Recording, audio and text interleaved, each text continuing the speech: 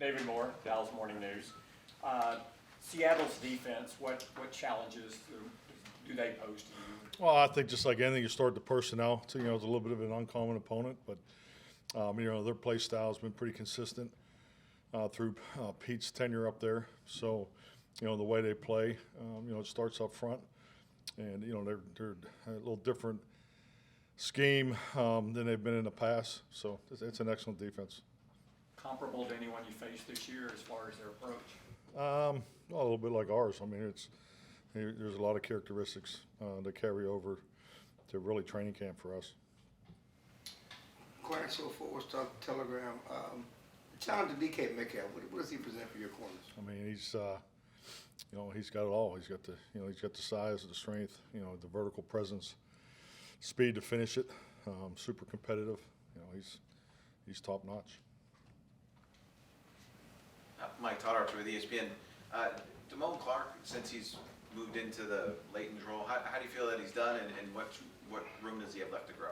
I think just like anything, I mean, you look at the added responsibility. I think the communication between Dan and himself has been, been very good throughout the week, and how it applies, on game day, So, I think anything like not having J.K. in there, so he's worked in some different scenarios. I think the opportunities to to play outside if if Micah goes down inside. So I think he's done a really nice job.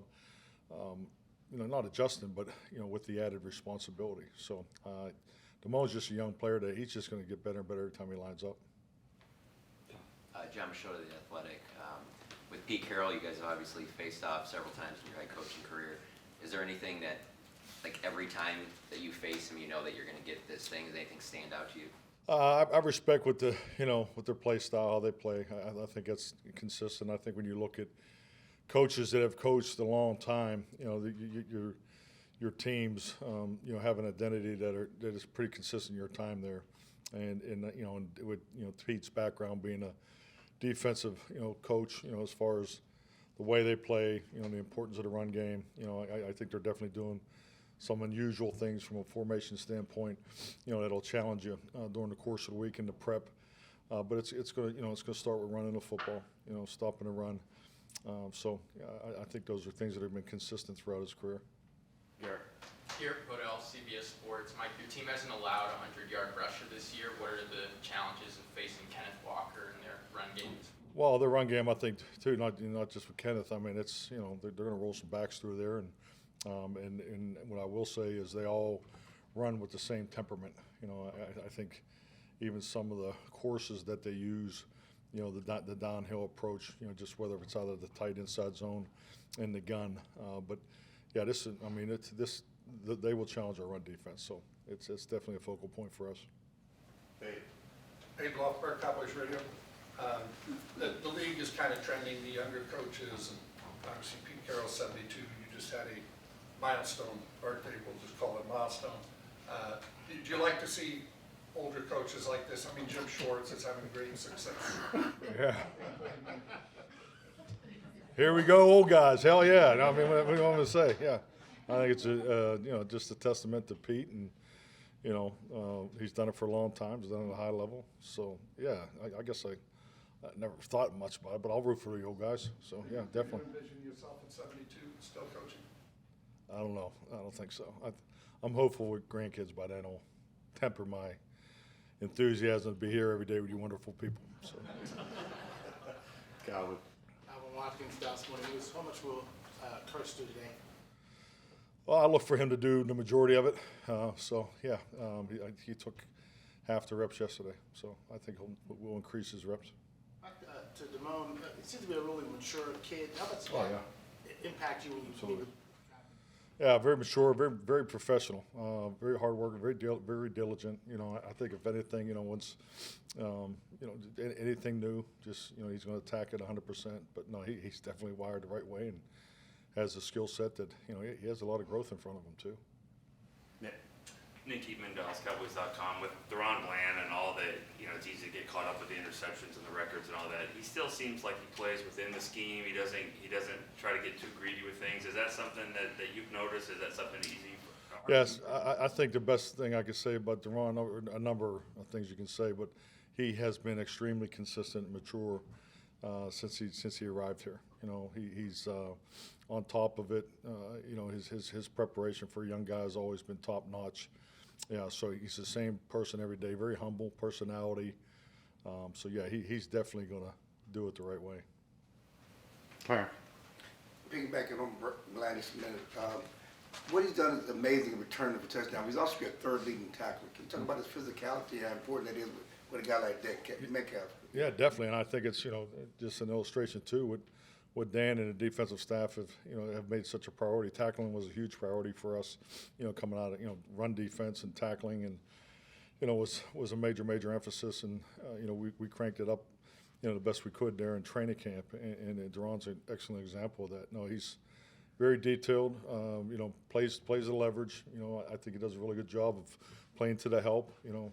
So yeah, he's definitely an excellent tackler. Is that unique for a lot of corners to intercept the ball or cover corners and not necessarily guys who are physical and impressive? Is that unique for guys? You're stereotyping, so you can pick that battle if you want with all the great corners that cover in the National Football League. No, but I mean, hey, I think it's like a lot of things. It's how defenses fit together. You know, you get what you emphasize, and you know, and I think as a team, you know, the players have really done a great job buying into the fundamentals and things like that. But you know, we know people are going to try to attack us, run defense first, and tackling is an important part of that. Mike, Ed Werder, ESPN. You guys lead the NFL in scoring offense, Dak's playing at an extremely high level. What role has the offensive line and the consistency you've created there? What kind of factor has that been in this whole? Well, Ed, I think we all understand it starts up front, and I think, you know, these are questions that really, you know, this conversation has been going on since training camp. I think just, you know, our guys really didn't have the opportunity. It happens, you know, it happens every year at some position, and it's just part of this game. But they really didn't have the opportunity to get the, you know, the reps together. And I think once they were able to get those reps, I think you're, you know, now starting to see the consistency and the efficiency. But it all starts up front, whether you're throwing it or running it. So, and the importance of running it to set up the action pass game is something I think is, you know, it has improved here in the last month. But yes, they deserve a lot of credit for our offensive success. Jacob Denimore, The Ticket. Now that you've done it both ways, do you prefer having this Thursday night football appearance happen right after Thanksgiving, or would you prefer it to happen at a different time during the year? Well, you're referring to last year's schedule, correct? I'd prefer to have Thursday night early in the season and Thanksgiving. You know, because you remember last year we had Thanksgiving, and then 2 weeks later we were on Thursday night, and that was a challenge. So it's, you know, it's really, you know, you're really stressed at two spots, you know, as opposed to just one. So, I mean, it's a challenge, but hey, the other teams are going through it too. So, it's all part of it. Jeff. Jess Mars, Pro Football Network. Coach, can you talk about Tony Pollard's pass pro and specifically the emphasis he's put in that aspect of his game starting from early this season? Yeah, Tony's been awesome, and I think Rico and the younger guys have followed his lead there. Number one, the responsibility of what we ask our backs to do in pass protection is increased, and those guys have knocked it out of the park. I mean, the recognition, anticipation, but the technique of it, you know, I think he's done a great job. So very impressed with our pass pro so far. Mike, was there a moment last year or during this offseason with Jake where you said, okay, this guy can be a hand in the dirt tight end as well as a guy who can get down the seams? Oh, I think Jake is, you know, I think you saw that early. I mean, his instinct, I think his instinct and awareness as a rookie was probably his best attribute. You know, he just, you know, he had you know, like a lot of these guys that come in the league, it's, you know, some guys have a pro body before others. You know, he was, you know, in the 240s last year, and I think that, you know, that weighed on him, you know, near the end of the year. So I just think you're seeing a natural, you know, maturation of, you know, his strength, his conditioning. But I've always been impressed with his instinct to play, you know, on the ball, off the ball, and particularly in the inside routes. And is that the instinct they talk about? Is that being from a football family? Oh, yeah, it's Barry. It's Coach Alvarez, of course. But no, I think Jake's definitely high in, you know, football IQ, instinct and awareness. I think he definitely can contribute that to his upbringing. Mike, when you guys identify a free agent player like Shaq Leonard that you're interested in and decide to bring him in, what's your role in the middle of the season as the head coach in recruiting that player and trying to close a deal? Well, I think just like, everything, timing is part of it. But, we definitely have a process and that's in place. And, anytime we come across these type of opportunities, so. What do you do specifically to try to convince that player? I'm part of the process that's in place that when we deal with these things at this time of year. All righty, thank you, Mike. Okay, thank you.